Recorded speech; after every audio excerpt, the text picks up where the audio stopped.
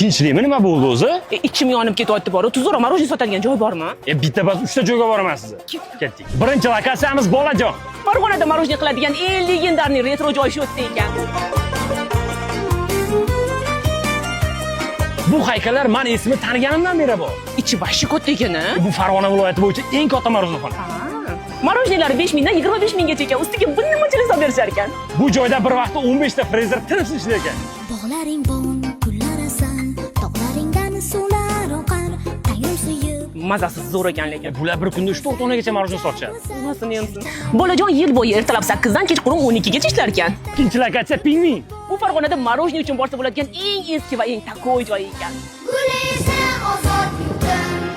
Farg'onadagi Pingvin 1958-yildan beri bor ekan. Birinchi prezidentimiz Islom Karimov rafiqalari Tatyana Karimova bilan birinchi uchrashuvlarni aynan shu yerda o'tkazgan ekanlar. Zo'ra? O'zi rosa uchrashuv qiladigan joy ekan.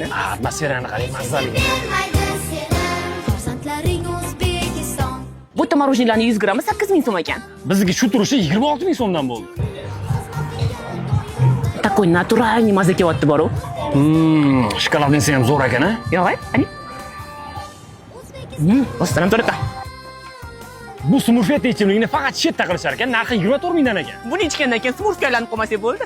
Bu joy faqat issiq kunlarda ochiq bo'lar ekan, qolgan payt faqat dastavkaga ishlashar ekan. Uchinchi lokatsiyamiz Palma. O'zi ham hamma katta marojniyxonalar Farg'onada ekan-da. Palmani ochilganiga endigina 10 yil bo'libdi, lekin Farg'onadagi eng sevimli marojniy tochkalaridan bittasiga aylanib ulgurgan ekan. Palmada marojniylar 10 ming so'mdan 20 ming so'mgacha ekan. 5 xil bor ekan, faqat bahor, yoz mavsumlarida ishlargan. Ish vaqti soat 9 dan 12 gacha ekan. Mana sizga qancha marojniy kerak? O'zi ham bir oy yetadigan marojniy yedim bugun. Siz bu 3 ta joydan qaysi biriga kelgansiz? Kommentariyaga yozib keting. Videoni sizni ko'rsa bir joy yonayotgan tanishlaringizga yuborib qo'ying. O'zi ham yonib ketmasdan marojniydan yeb olishsin.